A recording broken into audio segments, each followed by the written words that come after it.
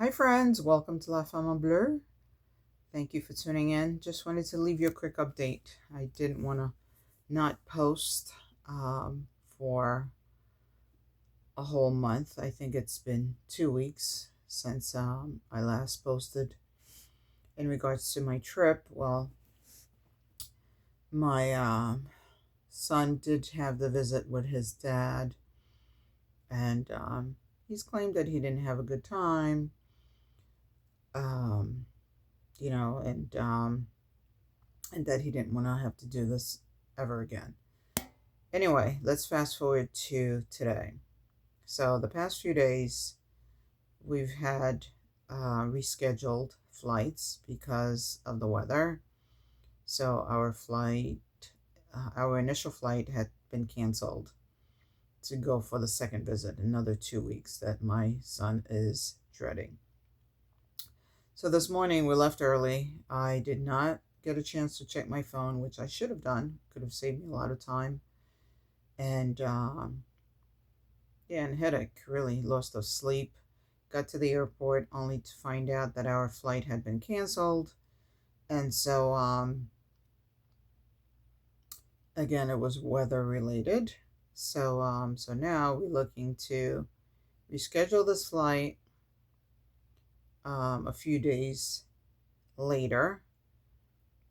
So I'm gonna see what my ex says. I did try to see if he would be interested um, in kind of like adding some additional days towards the end of the visit, which he did add an extra day from the first cancellation. Now, with the second cancellation, we're not going to be able to add any extra days because I'm going to need to get back home to kind of work and also get ready for school because school is going to be in about 2.5 weeks, 3 weeks once we get back. All right, so that's the update. So right now, trying to make sure that everything is amicable with this man because I don't want him to think, this weather is my issue. Trust me, he would think so. It's my doing. Yep, there should be a flight that I can get on. You know, kind of like travel the world if I have to, but I need to get here. That's normally his mentality. But I'm dealing with a child who's been really sensitive about this visit.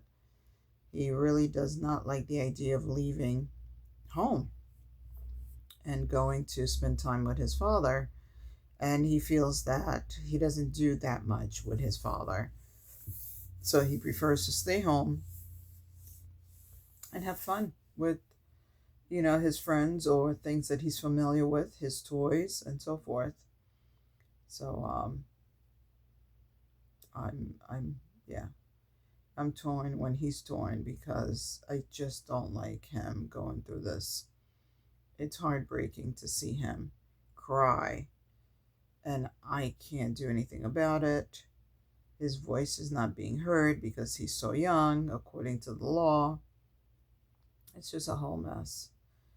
And my prayer is for him to be emotionally strong, really, because I really don't want this to ever impact him permanently. And so I'm going to look into counseling. I just need to stop traveling because I need to work, and traveling takes so much time out of my work schedule, and it's impacting me financially as well. So I just need to kind of put a halt to that, and if the judge could kind of minimize these visits, it would be really helpful. And I'm really hoping that I can petition for that and they'll be able to grant it. Um, so that's where we are.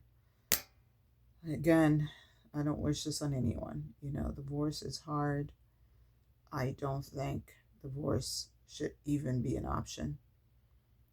I think couples need to work out their challenges, really. Every marriage comes with a challenge. Well, comes with challenges, whether it's financial, marital,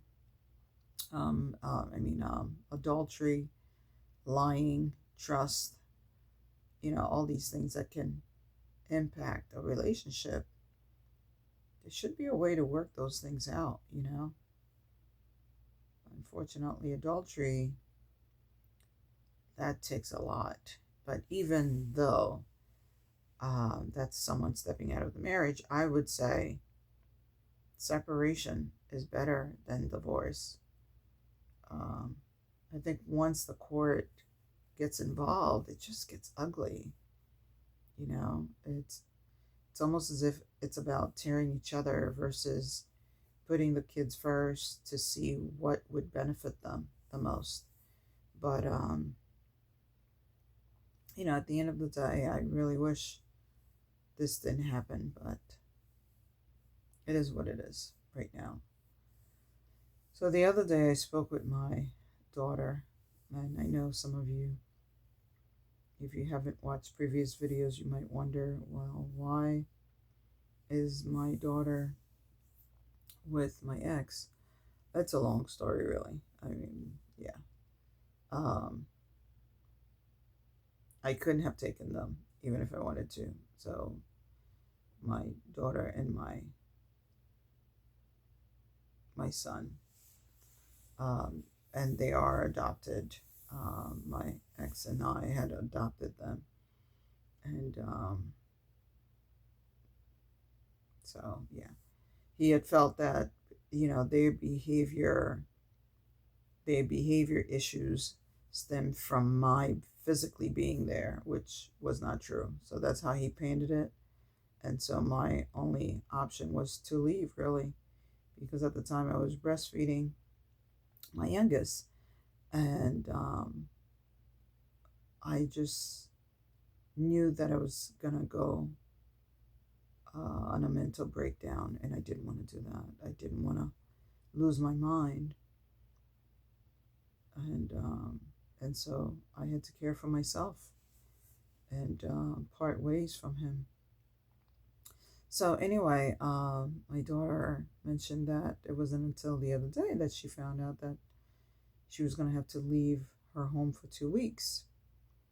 And I'm like, this was planned over 2-3 months ago, and I'm not sure why he's not communicating with our children what's going on. Granted, it's his fault. Unfortunately, every time my youngest visits, they can't be in the same home with the oldest ones, because my ex does not know how to care for children, number one. Number two, to have 3 children in the same home could cause harm to the youngest because of lack of supervision.